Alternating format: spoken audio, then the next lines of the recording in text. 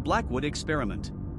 In 1998, a large section of forest in northern Montana was suddenly closed by the government. Roads leading into the area were blocked. Warning signs appeared overnight.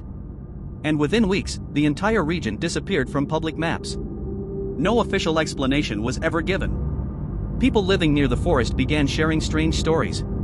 Deep metallic noises echoed through the trees at night. Bright lights moved between the hills. Sometimes entire groups of deer would run from the forest at once as if something was chasing them. Most people assumed it was some kind of military project. Eventually everyone stopped talking about it. Until 25 years later. That was when our expedition entered the forest. We were a team of 5 documentary filmmakers searching for abandoned locations. When we discovered references to the restricted forest online, we knew we had to investigate.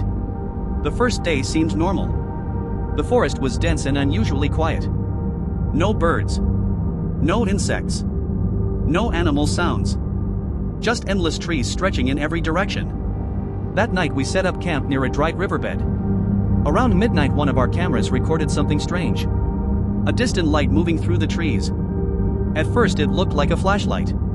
But it was moving far too quickly. One moment it was hundreds of feet away. The next it vanished completely. None of us slept well. The following morning we continued deeper into the forest.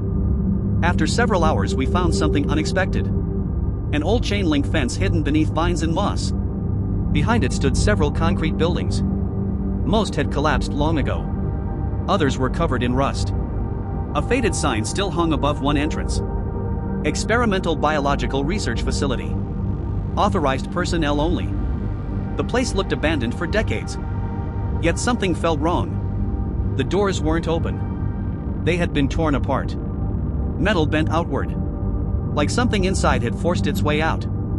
Inside the facility we found shattered cages. Broken laboratory equipment. Destroyed computers. And thousands of pages scattered across the floor. Most were unreadable. But one phrase appeared repeatedly. Subject 13 shows rapid adaptation. Subject 13 exceeds expectations. Subject 13 should not leave containment.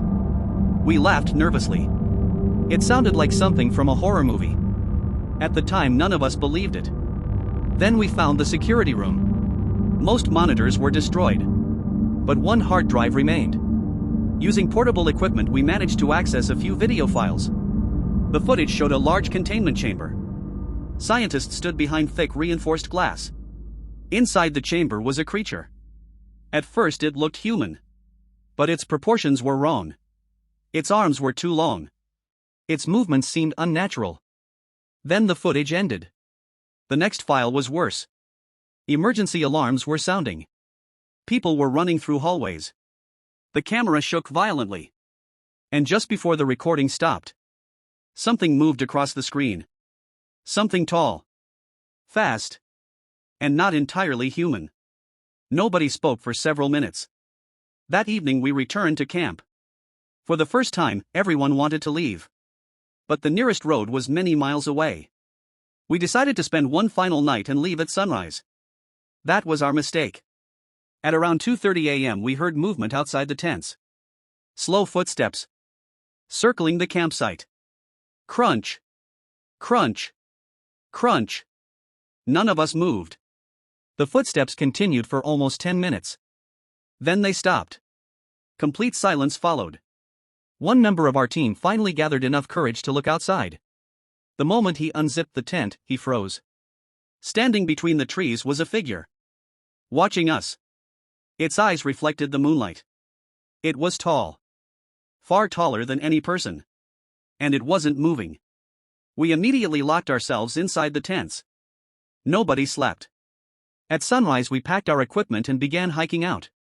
The forest felt different. The silence was gone. Now we constantly heard branches snapping somewhere behind us. Something was following us.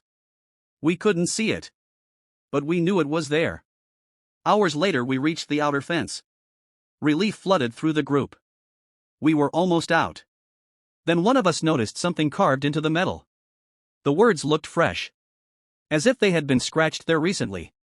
The message read: Subject 13 is not inside the facility. We didn't stop to think. We ran. By sunset, we finally reached our vehicles and left the area. None of us ever returned. A month later, we reviewed all of our footage. Most of it was normal.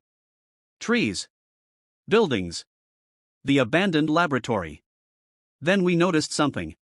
In nearly every recording taken inside the forest, the same figure appeared somewhere in the background, standing between trees, watching. Sometimes hundreds of feet away, sometimes much closer. And in the final frame of the final video, just before we reached the fence, the creature was standing directly behind us, only a few feet away, watching the camera, smiling.